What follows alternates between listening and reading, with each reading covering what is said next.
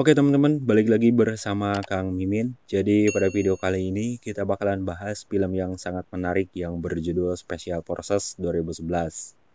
Oke, daripada kebanyakan ngocok mulut di awal masuk, mending kita langsung saja ke cerita filmnya. Cekipro.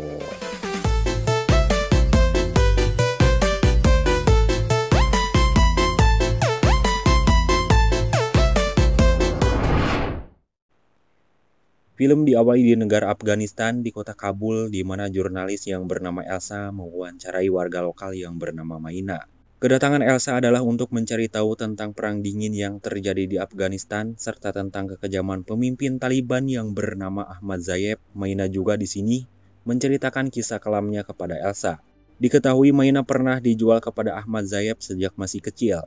Kemudian, Maina memperingatkan Elsa bahwa ia harus segera kembali ke negara asalnya, dikarenakan di negara ini tidak cukup aman baginya. Bisa saja kapan-kapan menangkapnya. Maina juga berkata bahwa ini adalah pertemuan terakhirnya. Alasannya karena Zayeb telah mengetahui rahasia-rahasia penting dari Maina. Dengan terburu-buru, Maina segera pergi dari tempat itu. I must go now. Maina, please wait. Tak lama kemudian, teman kerja Elsa datang yang bernama Amin dan memberitahukan bahwa sekarang sudah tidak aman lagi. Para Taliban telah mengetahui wawancara tersebut dan sudah dikepung. Di sini Elsa menolak untuk pergi karena ia ingin menyelamatkan Maina. Saat hampir sampai di rumah Maina, ternyata di sana sudah banyak pasukan Taliban yang sudah mengepungnya.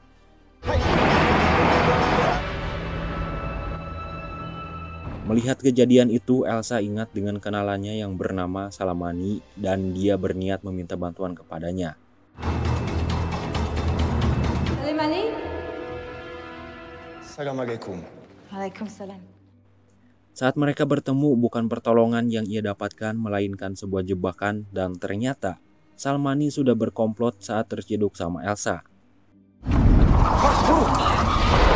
Hide your face.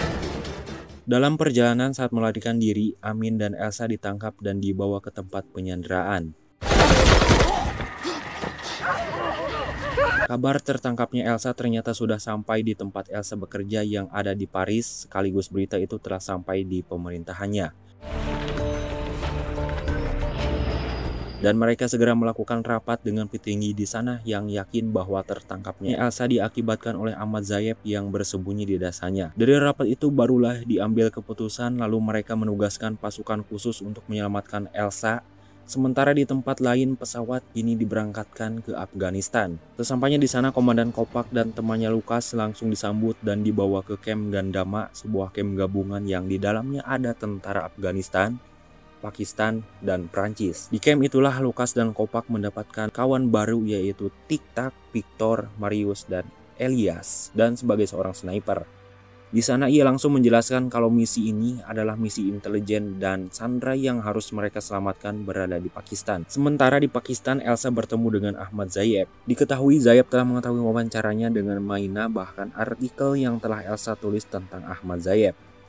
Tak mau kesalahannya kesebar, di sini Zayeb ingin membalik putarkan fakta, lalu ia ingin membuat video buatannya sendiri. Ia memaksa Elsa untuk membacakan teks yang telah Zayeb buat. Di sana terkuak sebuah fakta bahwa ternyata Zayeb ini adalah lulusan hebat dari Cambridge, namun kini ia membelot menjadi sebuah fanatik aliran. Karena tak mau membaca pernyataan itu, Elsa hampir saja dihabisi, namun di sini Zayeb merasa kasihan dan di sini yang menjadi korban ialah Salamani. I can't read this. Why aren't you watching? حوي زلمة. Don't do this.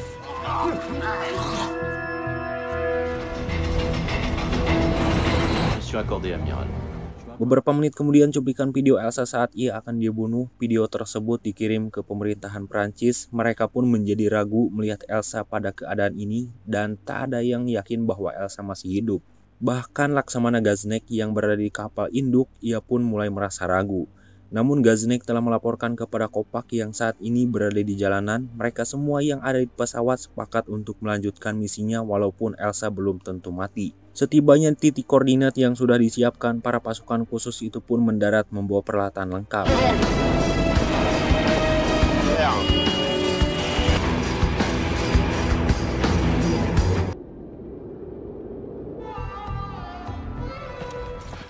Di sisi lain, agen rahasia Afghanistan terlihat sedang memantau seorang pemimpin spiritual yang bernama Zulkarmula. Ia pun masuk sebuah rumah yang rupanya dia adalah anggota kelompok yang dinamakan Zura. Dalam pertemuan itu mereka mendebatkan Zayeb yang tak kunjung menghabisi Elsa. Dan bagian dari mereka pun menganggap bahwa Zayeb tak pantas untuk memimpin di lapangan.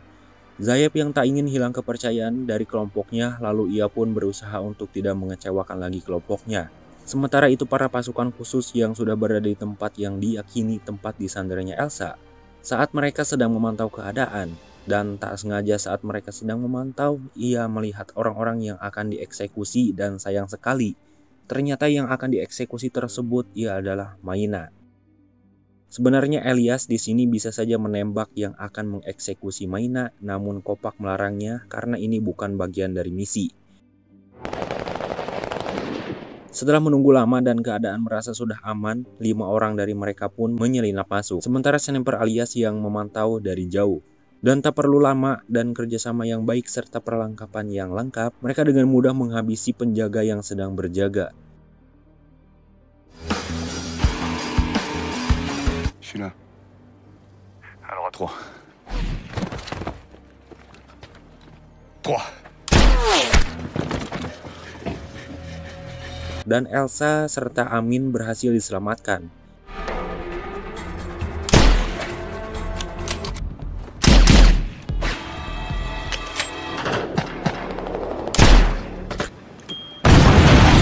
Zayeb pun tiba di sana dan ia marah karena Sandra telah kabur menuju pegunungan. Dia yang tak mau kehilangan Elsa begitu saja, lalu ia memerintahkan anak buahnya untuk berkumpul dan mencarinya. Bukan itu saja yang akan menjadi masalahnya karena ternyata mereka juga telah kehilangan alat komunikasi portable yang akan menghubungi markas untuk menjemputnya nanti. Agar tidak terpojok, Kopak pun menyuruh Marius untuk segera pergi ke arah bukit dan menyalakan sinyal darurat. Sementara Elias dan dirinya akan menahan para Taliban itu agar tidak mengepung mereka. Tak lama pun Elias terlihat sedang dikejar-kejar pasukan Taliban. Untung saja ia berhasil bergabung kembali bersama tim Kopak.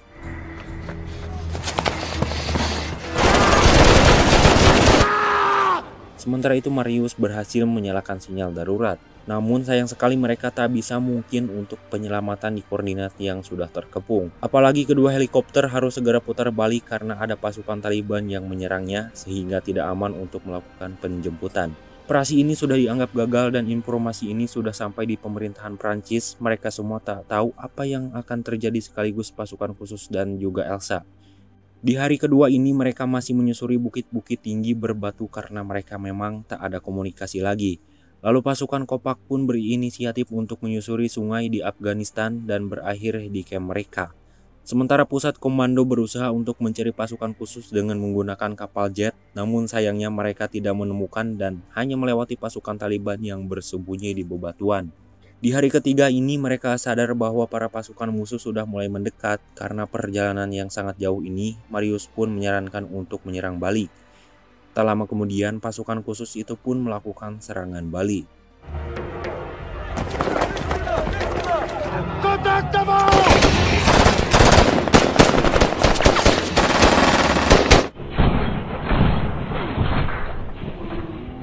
Tak beberapa waktu lama, pasukan Taliban itu langsung putar balik dan melaporkan kepada Zayeb yang menunggu di bawah. Melihat anak buahnya kocar-kacir, tentu saja Zayeb tidak terima, lalu ia pun langsung menyuruh anak buahnya untuk kembali melakukan serangan kembali. Berganti hari, kini sudah hari keempat, mereka hanya mondar-mandir di sebuah pegunungan.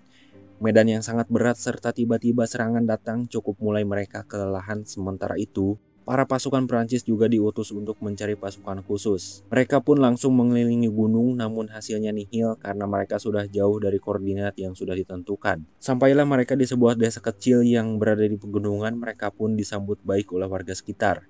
Dengan bantuan Amin, mereka pun bisa berkomunikasi dengan warga sekitar dan di sini Kopak pun merasa heran. Karena di sana mereka tidak menemukan satu orang pun pemuda di sana. Lalu ada seorang warga yang berkata bahwa pada musim panas ini, para pasukan Taliban mengambil pemuda tersebut. Awalnya mereka disekolahkan, namun itu semua hanya dalih. Karena sebenarnya mereka akan didoktrin dan dicuci otaknya agar mengikuti ajaran-ajaran sesat atau melenceng. Di saat mereka sedang istirahat, tiba-tiba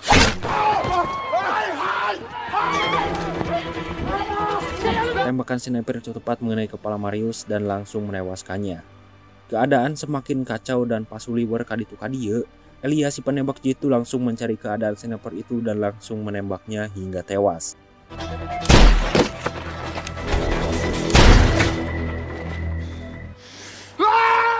Kini memasuki hari kelima, saatnya kembali melanjutkan perjalanan. Namun belum jauh mereka berjalan, Amin tiba-tiba ingin kembali dan ia tak tega melihat warga desa yang rawan didatangi oleh pasukan Taliban. Akhirnya Kopak langsung memutuskan dan menyuruh Lukas untuk tetap di sana bersama Elsa, sementara ia dan yang lainnya akan turun mengamankan warga desa. Bersamaan dengan itu, para pasukan Taliban telah memasuki desa. Mereka di sana disambut baik oleh ketua desa, namun tiba-tiba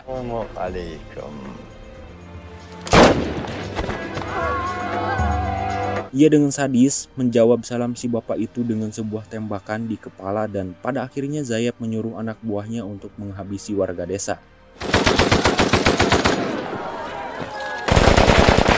Pasukan khusus pun mulai menyelinap masuk untuk menyelamatkan beberapa warga desa. Di sini Amin harus tertembak oleh Zayep, begitupun dengan Victoria.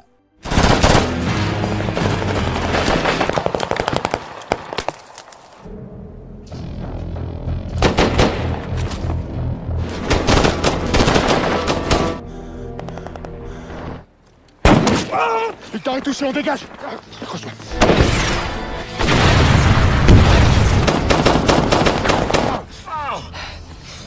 Mereka pun berhasil melarikan diri ke tempat yang aman dengan membawa Victor yang terluka. Tidak ada waktu lagi untuk istirahat, mereka pun segera mengobati Victor dan melanjutkan perjalanan waktu itu juga. Namun di sini Elias memisahkan diri untuk memancing Taliban dan ia rela mengorbankan dirinya untuk mengalihkan perhatian para pasukan Taliban agar tidak mengejar teman-temannya.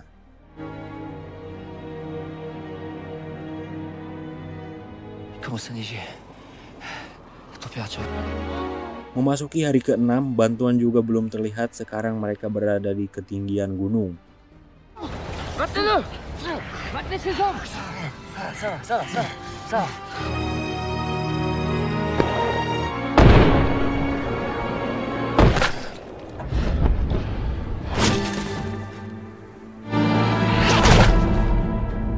Hari ke-8 mereka masih menyusuri dinginnya salju, mereka pun tetap survive dengan perbekalan sisanya. Hari demi hari mereka tetap berjalan dan memasuki hari ke-9, mereka telah berhasil melewati pegunungan salju dan kembali mengarungi gunung bebatuan. Di akhir sisa tenaga yang sudah tidak maksimal, mereka kembali mendapatkan serangan dari pasukan Taliban. Dan dari serangan ini Lukas yang harus menjadi korban, sementara Elsa yang akan sembunyi. Ia ditangkap oleh Zayep yang tujuan awalnya hanya mengejar Elsa.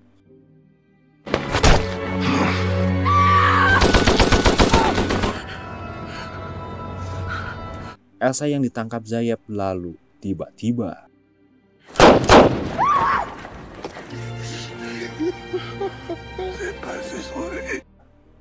hari ke-10 kini mereka menyisakan bertiga. Mereka punya waktu 2 jam lagi untuk pergi ke perbatasan. Namun sayangnya Kopak harus terluka di waktu ini karena longsor yang menimpanya dan kini hanya Elsa yang akan melanjutkan perjalanan. Namun dengan berat hati Elsa meninggalkan mereka berdua.